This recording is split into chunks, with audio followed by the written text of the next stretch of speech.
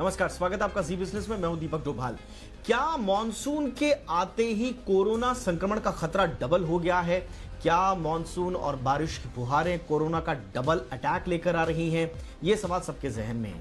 ये सवाल अब तक एक कंफ्यूजन के तौर पर सबके जहन में था, लेकिन अब कुछ स्टडीज आई हैं। बॉम्बे आईआईटी एक स्टडी आई है जिसमें यह कहा जा रहा है कि मॉनसून के साथ साथ कोरोना का संक्रमण बढ़ेगा, क्योंकि मॉनसून में कोरोना संक्रमण फैलने की तादाद जो चांसेस हैं वो ज्यादा हो जाते हैं। उसके पीछे कुछ साइंटिफिक रीजंस भी देने की कोशिश उसमें की गई है। तो हमें कितना चिंतित होना चाहिए इससे? कितना दम है इस रिसर्च में?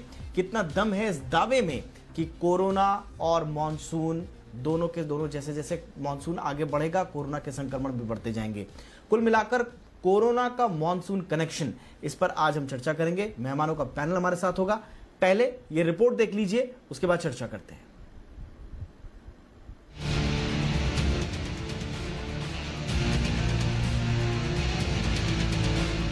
हम 2 महीने से ज्यादा घरों में बंद रहे। हमने 4 लॉकडाउन देखे, अनलॉक 1 के 2 चरण भी देख लिए, लेकिन किसी भी तरह से हम कोरोना को कंट्रोल करने में नाकाम ही रहे हैं। हर दिन के साथ कोरोना के मरीजों की संख्या घटने की बजाय बढ़ी ही है। अब जबकि देश में मॉनसून ने दस्तक दे दी है, तो कोरोना के और अधिक तेजी से फैलने की आशंका जताई जा रही है। सब जानते हैं कि बारिश में किसी भी बीमारी का इन्फेक्शन तेजी से फैलता है। आईआईटी बॉम्बे के 2 प्रोफेसरों की माने तो आने वाले मॉनसून में मुंबई सहित पूरे देश में कोरोना के मामले बढ़ सकते हैं। स्टडी के मुताबिक मॉनसून के दौरान कोरोना का संक्रमण बढ़ सकता है। स्टडी में दावा किया गया है कि ह्यूमिडिटी यानी नमी बढ़ने पर वातावरण में वायरस अधिक समय तक जिंदा रह सकता है। रिसर्च करने वाले प्रोफेसरों का मानना है कि अधिक तापमान और कम नमी की वजह से खांसी या छींक के ड्रॉपलेट्स सूखने में कम समय लगता है, लेकिन मॉनसून के दौरान नमी रहेगी और लोगों की खांसी सूखने में ज्यादा वक्त लगेगा।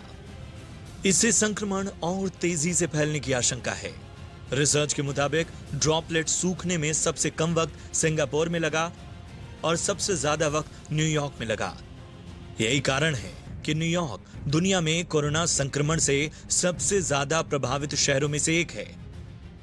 यह रिसर्च अमेरिका के एक जर्नल में प्रकाशित हो चुकी है।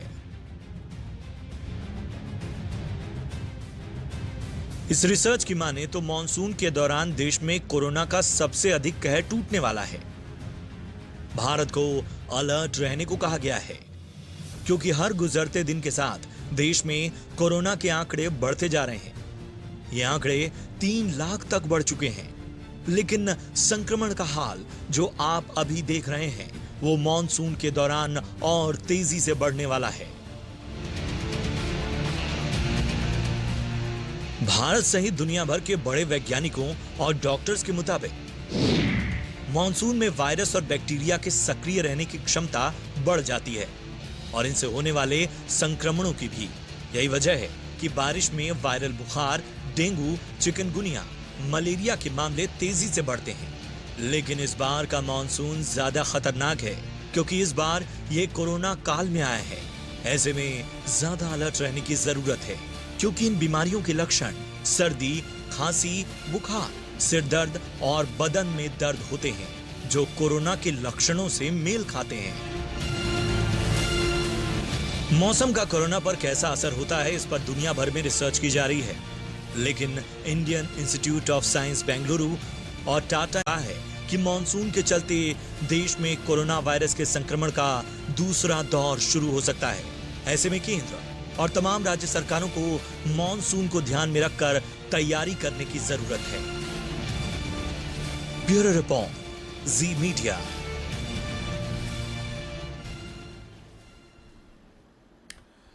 तो क्या है आखिर कोरोना का मॉनसून कनेक्शन? क्या मॉनसून के साथ साथ बारिश के मौसम के साथ साथ कोरोना के मामले बढ़ जाएंगे, या ये सिर्फ भ्रम है, एक स्टडी है? इस पर चर्चा करते हैं, क्योंकि बहुत सारी स्टडीज इससे पहले आई थी। आपको भी याद होगा, शुरुआत में ये कहा गया कि जैसे जैसे टेम्परेचर बढ़ेगा वैसे वैसे कोरोना खत्म हो जाएगा। ये थ्योरी डब्ल्यूएचओ ने भी जुटलाई और इसका कोई एविडेंस अब तक नहीं मिल पाया कि क्या ज़्यादा टेम्परेचर के साथ कोरोना ख़त्म हो जाएगा। इस पर कोई ठोस स्टडी अब तक नहीं हो पाई है। ट्रांसमिशन का खतरा ज़रूर कुछ एक्सपर्ट्स ने कहा था कि ट्रांसमिशन का खतरा कम हो सकता है, लेकिन पूरी तरह से कोरोना गर्मी के साथ, टेम्परेचर बढ़ने के साथ खत्म हो जाएगा, इसके कोई एविडेंसेस अब नहीं है। अब मॉनसून आने के साथ एक और स्टडी आई है और ये स्टडी कहीं और नहीं, हमारे देश मुंबई यानी कि बॉम्बे आईआईटी के 2 प्रोफेसर्स ने तैयार की है और जो कह रहे हैं, जैसा हमने रिपोर्ट में बताया, कि मॉनसून खतरे लेकर आ रहा है कोरोना के। उसके पीछे लॉजिक्स भी दिए हैं जो इस पर हम डिस्कस करते हैं। क्या एक्चुअल में हमें वाकई में चिंतित होने की ज़रूरत है, इस पर बातचीत करने के लिए मेरे साथ 3 मेहमान खास बातचीत के लिए तैयार हैं। डॉक्टर हेमंत ठक्कर हैं हमारे साथ, कंसल्टेंट फिजिशियन हैं ब्रीच कैंडी हॉस्पिटल के। बहुत बहुत स्वागत है डॉक्टर ठक्कर आपका। हमारे साथ हैं डॉक्टर प्रताप चौहान जो कि डायरेक्टर हैं जीवा आयुर्वेद के। आयुर्वेद का इसमें पक्ष क्या है, ये डॉक्टर चौहान हमें बताएंगे। बहुत बहुत स्वागत है डॉक्टर चौहान। और हमारे साथ हैं डॉक्टर मोनिका महाजन जो कि डायरेक्टर हैं internal medicine max health care की। डॉक्टर मोनिका, आपका भी बहुत बहुत स्वागत है। डॉक्टर हेमंत, आप ही से शुरुआत करते हैं। आप कितना इत्तेफाक रखते हैं सर इस स्टडी से?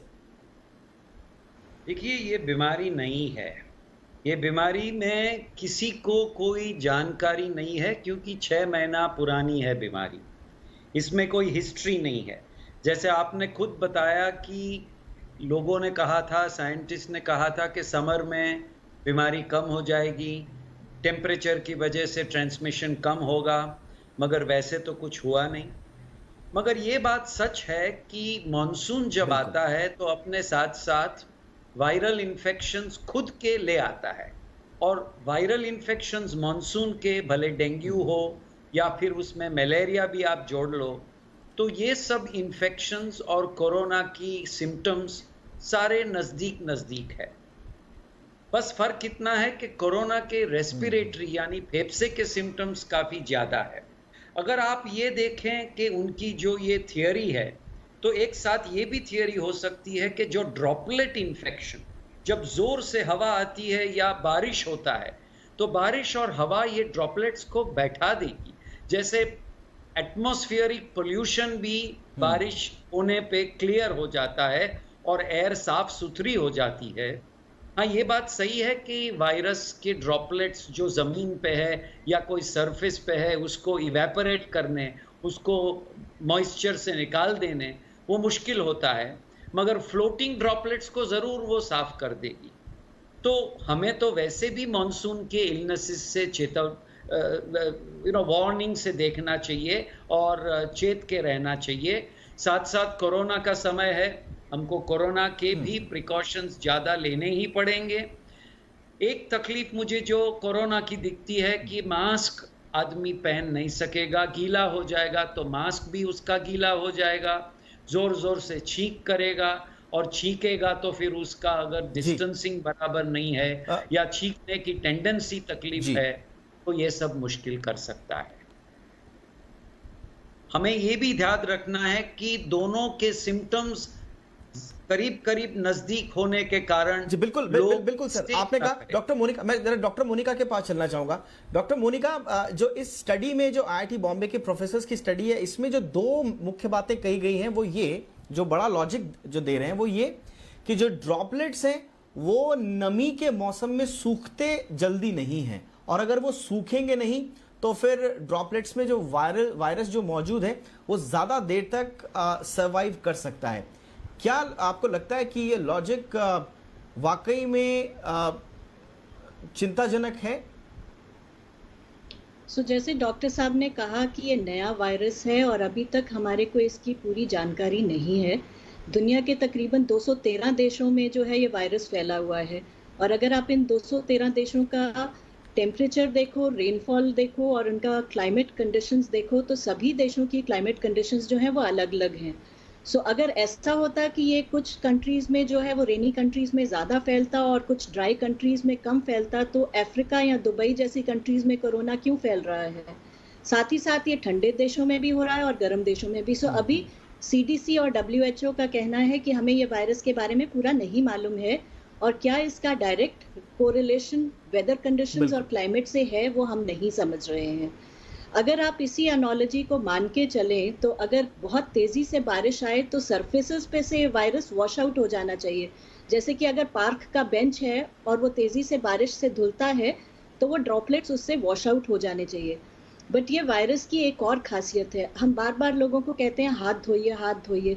सो क्या पानी से हाथ साफ हो रहे हैं? नहीं, ऐसा नहीं हो रहा। जो वायरस को हम पानी और साबुन से धो रहे हैं तो वो जो साबुन है वो वायरस की आउटर सरफेस को डिस्ट्रॉय कर रहा है, पानी उसमें कोई रोल नहीं प्ले कर रहा। तो इसी तरह अगर हम सोचेंगे कि अगर बहुत जोर से बारिश आई और उससे ये वायरस सरफेसेस से बह जाएगा तो ये ऐसा सही नहीं है, क्योंकि वायरस जो है वो पानी से नहीं डिस्ट्रॉय होने वाला है, ये डिकंटामिनेशन या साबुन से डिस्ट्रॉय होता है।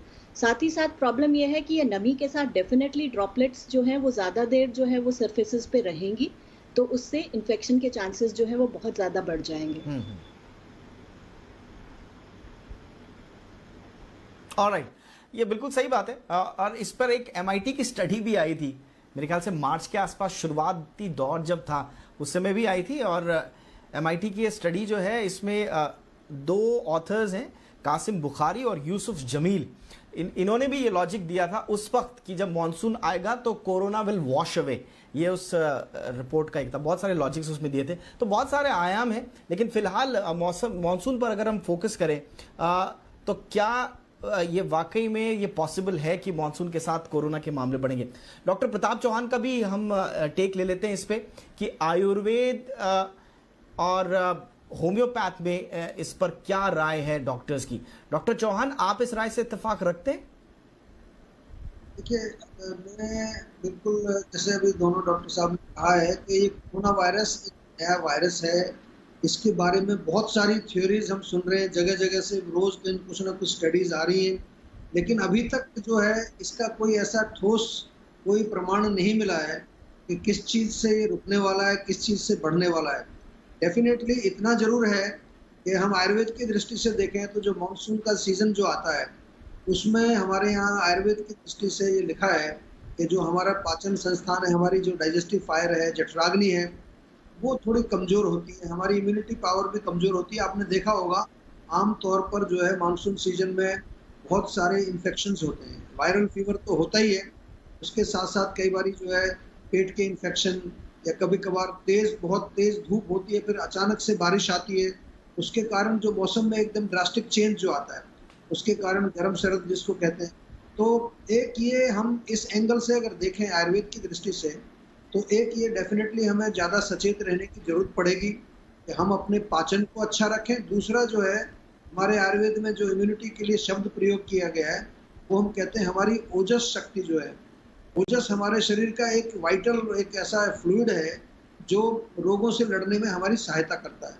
तो इसलिए आयुर्वेद में कई प्रकार के उपाय बताए गए हैं जिनका प्रयोग, जैसा कि आजकल कोरोना में भी काफ़ी पॉपुलर लोग जो है, काफ़ी, एक तो हॉस्पिटल्स में भी मैं देख रहा हूँ कि आयुष क्वाथ वहाँ काफ़ी पॉपुलर हो रहा है। गर्म पानी लोग पी रहे हैं, तुलसी, काली मिर्च, लौंग और ये सब डाल करके लोग उसका काढ़ा बना करके पी रहे हैं। तो डेफिनेटली एक बहुत बड़ी विपदा है, पूरे वर्ल्ड के सामने है। अभी कोई इसका उपचार नहीं आया है, तो हमें तैयारी जरूर करनी चाहिए। मॉनसून एक दूसरा एक बड़ी चैलेंज लेकर के हमारे सामने जरूर आएगा। कोरोना से अभी हम जो है जीते नहीं है, कोरोना अभी बढ़ता जा रहा है, और साथ में ऊपर से मॉनसून जो आ रही है, बारिश जो आएगी, डेफिनेटली हमें तैयारी करनी पड़ेगी हर प्रकार से, चाहे वो आयुर्वेद है, चाहे होम्योपैथी है, चाहे मॉडर्न मेडिसिन है। जहाँ से भी हमें जो कुछ जो है निर्देश मिलते हैं उनका पालन करना चाहिए और अपने आप को बचाव के लिए हमें पूरी कोशिश करनी चाहिए। बिल्कुल। अच्छा, वो आपने इम्यूनिटी का जिक्र यहाँ पे किया। डॉक्टर ठक्कर, मैं आपसे जानना चाहूंगा, अक्सर ये कहा जाता है कि भाई बारिश का मौसम आ रहा है तो आपकी इम्यूनिटी कमजोर हो जाएगी, और हम जानते हैं कि इम्यूनिटी अगर कमजोर होगी तो फिर कोरोना का खतरा आपके ऊपर ज्यादा है, क्योंकि इम्यूनिटी का कोरोना से रिलेशन तो है, ये प्रूवन रिलेशन है, और इस पर बहुत सब लोग एक राय भी हैं। मॉनसून और इम्यूनिटी का क्या रिलेशन है सर, अगर हमारे दर्शकों को आप बता सकें? देखिए, मॉनसून में जो डिजीजेस होते हैं, वायरल इन्फेक्शंस जैसे कि डेंगू, जैसे कि गैस्ट्रोएंटेराइटिस, पाचन शक्ति के जो होते हैं, और रेस्पिरेटरी वायरसेस दूसरे हैं, वो सब आदमी को कब लगते हैं कि जब या तो वो बाहर लापरवाही से जाता है, छाता नहीं ले जाता है, गीला हो जाता है और गीला होने के बाद ड्राई नहीं होता है, या तो फिर उसकी इम्यूनिटी कम हो। तो मैं ये कहूँगा कि थियोरी और आईआईटी के पेपर्स ये सब सही बात है, मगर prevention is better than cure. आपको मॉनसून के लिए तैयार होना पड़ेगा। आपकी इम्यूनिटी बढ़ाने के लिए जो भी आप विटामिन्स है, कोई अगर आप वैक्सीन्स फ्लू के लिए लेते हैं या आपके डायबिटीज़ या ब्लड प्रेशर की दवाइयाँ, वो सब रेडी रखनी चाहिए। खास करके मॉनसून में आप अपना पानी बॉईल करके पीजिए और खाने में खास करके ध्यान रखिए, क्योंकि मॉनसून एलिमेंट्स में गैस्ट्रोएंटेराइटिस खास करके, क्योंकि बाहर का पानी कंटेमिनेट होता है, गले की खराश, नाक से पानी, ये सब बचाने से लिए आपको अपनी इम्यूनिटी बढ़ाने के लिए आपके कपड़े, आपकी रहनी कहनी, आपका अम्ब्रेला, जो आपके रेनवेयर है, वो सब आपको निकाल के रेडी रखने चाहिए। और शुरुआत में ही जैसे सिम्टम्स हो आपको फौरन दवाइयाँ करनी है। सिम्टम्स कॉमन है दोनों में, आपको चेकिंग भी ज़रूर जल्दी करना चाहिए। और ये इम्यूनिटी बढ़ाने के लिए जो डाइटरी आइटम्स, भले आयुर्वेदिक हो, भले विटामिन्स हो, भले क्लीन साफ सुथरा पानी हो, मगर आपको इम्यूनिटी तो आपकी अच्छी रखनी ही है, ये बहुत ज़रूरी है। Alright sir. डॉक्टर मोनिका, मैं फटाफट आपके पास आना चाहूँगा। द साइंस में बड़ी प्रतिष्ठित मैगजीन है, इसमें एक छपा हुआ है, जो सोर्स इसका बताया गया अमेरिकन इंस्टीट्यूट ऑफ फिजिक्स का। इसमें एक लॉजिक ये दिया जा रहा है कि स्मार्टफोन स्क्रीन्स हैं, कॉटन और वुड, इनके सरफेस पे आपको क्लीनिंग करते रहना चाहिए, क्योंकि ये हाइड्रोफिलिक होते हैं और ड्रॉपलेट्स जो हैं इवेपोरेट जल्दी हो जाते हैं। माफ़ कीजिएगा, ग्लास और स्टील सर्फेसेस पर हाइड्रोफोलिक होते हैं और ड्रॉपलेट्स इवेपोरेट जल्दी हो जाते हैं। तो क्या इसका कोई कंक्लूजन निकाल सकते हैं कि अगर कहीं ड्रॉपलेट किसी सरफेस पर पड़ा है और वाटर इवेपोरेट हो गया, लेकिन क्या वायरस उसके बावजूद वहां पर सरवाइव कर सकता है ड्रॉपलेट के इवेपोरेट होने के बाद भी? अभी तक कोई भी डेफिनेट डेटा नहीं है कि कौन सी सर्फेसेस पे वायरस कितने घंटे या कितने दिनों तक सरवाइव कर सकता है। Anywhere from few hours to few days is what the studies से। और उसमें भी अलग अलग सर्फेसेस पे अलग अलग डेटा पाया गया है, चाहे कि आप अपना जो है वो मेटालिक सर्फेसेस में ही एल्यूमिनियम या स्टील या अदर सर्फेसेस देखोगे, या वुड या कार्डबोर्ड सर्फेसेस देखोगे, तो हमें कोई भी डेफिनेट इंफॉर्मेशन नहीं है। हर स्टडी में अलग डेटा है कि वायरस कितनी देर तक कौन सी सरफेस पे सरवाइव कर सकता है। इसलिए हमारे लिए ज़रूरी है कि जो प्रिकॉशंस हम फॉलो कर रहे हैं in terms of hand washing and sanitisation, वो हमको फॉलो करनी ही करनी है, क्योंकि हमारे को ये नहीं मालूम कि हमारे सेल फोन पे वायरस कितनी देर है, हमारे कपड़ों पे वायरस कितनी देर है, या सर्फेसेस ऑफ फर्नीचर पे वायरस कितनी देर है। प्रिकॉशन जो है हर इंसान के लिए वो वही रहेगी कि आप नियमित रूप से जो है वो अपना हाथ जो है साबुन और पानी से धोइए, क्योंकि साबुन ने वायरस को डिस्ट्रॉय करना है। और साथ ही साथ जब आप पब्लिक प्लेसेस में जाते हैं तो सैनिटाइजर लेके जाइए, क्योंकि आप जितने पेपर पढ़ेंगे हर एक में अलग अलग डेटा है कि वायरस कौन सी सरफेस पे कितनी देर के लिए सरवाइव करता है। अभी तक कोई भी डेफिनेट निष्कर्ष नहीं निकला है कि कौन सा सरफेस और कितने घंटे या कितने दिन। अपना बचाव जो है उसी में अक्लमंदी है कि आप जो है वो साबुन और सैनिटाइजर इस्तेमाल करें और जो है सोशल डिस्टेंसिंग का जो है वो पालन करें, because we really don't know कि ये वायरस कौन सी सरफेस पे कितने घंटे रहने वाला है। चलिए, ऑलराइट। और इस बीच डॉक्टर ठक्कर ने एक बड़ी इंपॉर्टेंट बात बोली, एक छोटे से ब्रेक के लिए रुक जाते हैं, लेकिन ठक्कर साहब ने एक इंपॉर्टेंट बात बोली और वो उस पर सबको सोचना चाहिए कि बारिश आएगा तो मास्क पहनने की दिक्कतें भी बढ़ेंगी। मास्क आपका गीला होगा, गीला नहीं होगा तो वो नम होगा, उसमें वो बहुत जल्दी सूखेगा नहीं, तो वो भी एक परेशानी की बात होगी। एक इस परेशानी से कैसे उपाय आगे हम पार पा सकते हैं, उसके बाद डॉक्टर चौहान से हम ये भी पूछेंगे कि आयुर्वेद में मानसून के दौरान इम्यूनिटी बढ़ाने के लिए क्या कुछ कर सकते हैं, और मोनिका जी भी बताएंगे कि हम इम्यूनिटी अच्छा करने के लिए क्या कुछ कर सकते हैं। ऑलराइट, तो मानसून का कोरोना कनेक्शन क्या है, इस पर हम चर्चा कर रहे हैं। आईआईटी बॉम्बे की एक रिपोर्ट है जिस पर चर्चा हो रही है कि क्या मानसून में वाकई में कोरोना के केसेस बढ़ जाएंगे। लॉजिक ये दिया जा रहा है कि जो ड्रॉपलेट्स हैं वो सूखेंगे नहीं और नमी का मौसम रहेगा, इसलिए कोरोना वायरस फैल सकता है। अभी तक की जो चर्चा है, हमारे जो डॉक्टर्स हैं उनका यही कहना है कि इस बारे में अभी कोई वृहद कोई एक्सटेंसिव कोई रिसर्च नहीं है तो किसी कंक्लूजन पर नहीं पहुंचा जा सकता, लेकिन हाँ प्रिकॉशंस वही आपको रखने हैं। और चूंकि दूसरी बीमारियां भी चिकनगुनिया, डेंगू, मलेरिया, जिनके लक्षण लगभग वही होते हैं, इसलिए आपको ज्यादा प्रिकॉशन के साथ आगे बढ़ना होगा मॉनसून में। इस बात पर कम से कम एक राय सबकी है। डॉक्टर प्रताप चौहान के पास फटाफट से आना चाहूंगा। डॉक्टर प्रताप चौहान, बार बार ये कहते हैं हमको कि कोरोना आ गया है, अब आप इम्यूनिटी बढ़ा लीजिए। क्या इम्यूनिटी एक दो दिन में, एक हफ्ते में बढ़ जाती है क्या कुछ खाने से? और मॉनसून में इम्यूनिटी बढ़ाने के बहुत सारे उपाय जो हैं वो आयुष मंत्रालय ने जारी भी किए हैं, लेकिन आप भी अगर कुछ बता पाए। देखिए, सबसे पहले तो मैं थोड़ा आपको ये करेक्ट करूं यहाँ पर कि जो इम्यूनिटी शब्द है ये, वो आयुर्वेद में उसका कुछ अर्थ अलग होता है। क्योंकि इम्यूनिटी, अगर हम इम्यूनिटी बोलेंगे तो डॉक्टर साहब बैठे हैं यहाँ पर, उनको ज़्यादा समझ है कि इम्यूनिटी का क्या मतलब होता है। हमारे यहाँ पर जो रोग प्रतिरोधक शक्ति, जैसे मैंने कहा कि ओजस जो हमारा, उसके लिए बहुत बढ़िया है। जैसे आप आजकल भी लोगों को बताया जा रहा है च्यवनप्राश का सेवन करें। और उससे भी एक और अच्छी चीज़ है कि हम अपने पाचन संस्थान को, डाइजेस्टिव सिस्टम को ठीक रखें। एक डिटॉक्स वाटर का फार्मूला मैं बहुत लोगों को बता रहा हूँ, बहुत अच्छा फार्मूला है। 1 लीटर पानी में 1 चम्मच सौंफ, 1 चम्मच जीरा, 1 चम्मच धनिया पाउडर और थोड़ा सा ताज़ा अदरक डाल करके उबाल करके इसको थर्मस में भर लीजिए और थोड़ा थोड़ा पीते रहिए।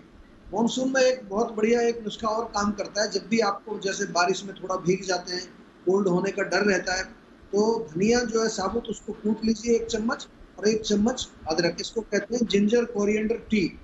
इंस्टेंट काम करती है। इसको उबाल करके 1 कप पानी में छान लीजिए, 1 चम्मच शहद मिला करके, और उसको गरम गरम पीना है। ये बहुत अच्छी सिंपल नुस्खे हैं।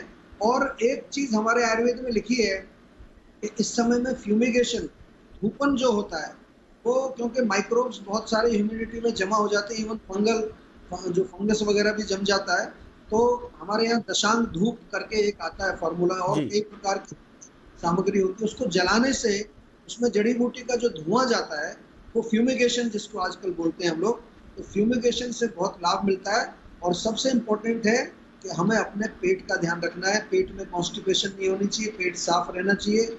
और उससे भी अंत में एक लास्ट चीज जो बहुत इम्पोर्टेंट है कि ये कोरोना वायरस का जो फियर है बहुत बड़ा है, लोग बहुत डर में हैं। और जब ये मानसून आएगी, बहुत भी अगर हमें कहीं पर भी कुछ जुकाम हुआ, खांसी हुआ, तो एकदम लगेगा कि कहीं मुझे कोरोना वायरस तो नहीं हो गया। तो भय के कारण भी जो है, नर्वसनेस के कारण भी आयुर्वेदिक प्रकार का फीवर हमारे यहाँ नर्वसनेस। तो डरना नहीं है, पॉजिटिव रहना है, प्राणायाम करिए, मेडिटेशन करिए। आपने इम्पोर्टेंट, बिल्कुल। इनफैक्ट डॉक्टर चौहान, आपने ये बहुत प्रैक्टिकल बात बोली है, क्योंकि लोगों में पैनिक इतना होगा, और मॉनसून में तो वैसे ही छींक और जुकाम ये बड़ा नॉर्मल होता है, ऐसे में पैनिक होना भी लाजमी है। लेकिन इस पर भी मैं बात करूंगा। लेकिन डॉक्टर ठक्कर, आपने जो मुद्दा उठाया था कि भाई मास्क को लेकर बहुत सारे इश्यूज आएंगे, गीला हो जाएगा मास्क, नमी रहेगी, ऑल्टरनेटिव क्या है फिर इसके लिए? देखिए, प्रॉब्लम्स तो मास्क के भी है, फेस शील्ड के भी है। क्योंकि कई लोग फेस शील्ड पहनते हैं, उसमें भी अगर बारिश का पानी आ जाता है तो फेस शील्ड को प्रॉब्लम हो जाएगा। तो मास्क, या तो आप सोचें कि प्लास्टिक बॉर्डर वाले मास्क आप पहनिए, या फेस शील्ड ऐसे पहनिए कि जो आप पानी निकल जाए और पानी स्टेन न करें। इसमें तो इनोवेशन करना पड़ेगा। लोग तो वाइजर भी पहनेंगे कि जहाँ ऊपर टोपी के जैसा वाइजर हो, ताकि वो फेस शील्ड और मास्क गीला ना हो। जैसे कहते हैं कि necessity is the mother of all invention. जैसे जैसे आपको समस्या आएगी वैसे आप उसका इनोवेट करेंगे। तो इनोवेशन करना ज़रूरी है। जैसे हमारे दूसरे डॉक्टर ने कहा, मैडम ने, कि सैनिटाइजेशन सबसे बढ़िया है कि आप सरफेस को नहीं टच करें, मोबाइल को नहीं टच करें, मगर आपको पता नहीं है कि आपने कहाँ कहाँ टच किया है। इसलिए या तो सैनिटाइजर या साबुन और पानी, इतना आप ख्याल रखेंगे। और हो सके उतना आउटडोर्स मत रहिए। अगर आपको यहाँ से वहाँ ट्रैवल करना है तो फौरन ट्रैवल करके या तो मल्टीपल मास्क रखिए या प्लास्टिक की थैली उसके ऊपर टाई करिए। मगर आपको ये इनोवेट करना पड़ेगा, आपको ध्यान रखना पड़ेगा कि मॉइस्चर के लिए कुछ ना कुछ ऑयल लगाइए या कुछ भी लगाइए। ऑलराइट सर, मेरे पास वक्त थोड़ा कम है। आखिरी सवाल, ऑलराइट सर, डॉक्टर मोनिका, आखिरी सवाल आपसे, और वही चिंता कि भाई अब बरसात आ रही है, अब छींक भी हो जाएगी तो लोग वैसे ही कोरोना को लेकर ऑलरेडी पैनिक में हैं, तो छींक भी आ जाएगी। क्या कोई नतीजा अब तक निकल पाया है कि सामान्य जुकाम क्या है, कोरोना क्या है, पैनिक कैसे ना हो? बोलना बड़ा आसान होता है कि आप पैनिक ना करें, लेकिन प्रैक्टिकली बड़ा मुश्किल होता है। मेरा ये सुझाव है कि आप सिर्फ 2 चीज़ें अपने बारे में ध्यान रखें कि पहला आपको जो है वो खाने और पानी पे ध्यान देना है कि आप जो है वो बॉइल्ड या फिल्टर्ड पानी ही पिएंगे ताकि आपको पेट से रिलेटेड बीमारियां ना हो, और साथ ही साथ आप खाने में ऐसी चीज़ें इंक्लूड करेंगे जिनसे कि आपकी इम्यूनिटी बढ़े। जैसे कि डॉक्टर साहब ने भी कहा, डेफिनेट रूप से पाया गया है कि विटामिन सी, जिंक और विटामिन डी, इन तीनों चीज़ों का कोरोना से लड़ने में रोल है। अगर हम अपनी डाइट में जो है नेचुरल फॉर्म में विटामिन सी और विटामिन डी इंक्लूड करते हैं या सप्लीमेंट्स लेते हैं तो हमारा इम्यूनिटी लेवल जो है वो बेटर हो सकता है। बट इससे ज़्यादा ज़रूरी है कि जो हम खाना खाएं वो पौष्टिक हो, वो क्लीन हाइजीनिक फूड हो, और साथ ही साथ जो हम पानी कंज्यूम कर रहे हैं वो क्लीन बॉइल्ड फिल्टर्ड वाटर होना चाहिए। हम हर साल मॉनसून से लड़ते हैं तो हर इंसान को ज़रूरी है कि वो अपने आप को बारिश से जितना सूखा रख सके वो सूखा रखे, चाहे रेनकोट या छाते का इस्तेमाल है, और कम से कम 2 मास्क रखिए ताकि एक मास्क अगर गीला हो गया है तो उसे सूखने रखिए और दूसरा मास्क जो है उसका इस्तेमाल करिए। अपना बचाव करना पड़ेगा। कोरोना तो अभी रहने वाला है, इतनी जल्दी जाने वाला नहीं। मेरे ख्याल से 4 इंपॉर्टेंट चीजें आपने बोली हैं। एक, अपने आप को बारिश से बचाना है। दूसरा, मल्टीपल मास्क रखने, अगर मास्क गीला हो जाए तो दूसरा मास्क आपके पास रेडी रहे। तीसरा, अच्छा खाना खाइए, हेल्दी और लाइट खाना खाइए। और चौथा, बिल्कुल सही और साफ पानी पीजिए। ये 4 चीज हैं। आज का लबोलुबाब भी यही है। और इन नटशेल अगर आज की बात करें तो मॉनसून का कोरोना कनेक्शन, अभी कोई ठोस जानकारी, ठोस रिसर्चेस हमारे सामने नहीं है कि कोरोना बढ़ जाएगा मॉनसून में। ये छोटे रिसर्चेस जरूर हो सकती है, अपने अपने ऑब्जर्वेशन जरूर हैं, लेकिन बढ़ ही जाएगा ऐसा नहीं है। लेकिन हाँ, खतरा उतना ही है संक्रमण बढ़ने का, इसलिए प्रिकॉशंस आपको उतने ही रखने हैं। इनफैक्ट बारिश से बचने के लिए और हेल्दी रहने के लिए आपको और सतर्क होना है। बहुत बहुत शुक्रिया डॉक्टर हेमंत ठक्कर बातचीत करने के लिए। Doctor Pratap Chauhan, thank you so much. Doctor Monika Mahajan, बहुत बहुत शुक्रिया आपका। इसी के साथ आज के शो में इतना ही। अपना ख्याल रखिए। नमस्कार।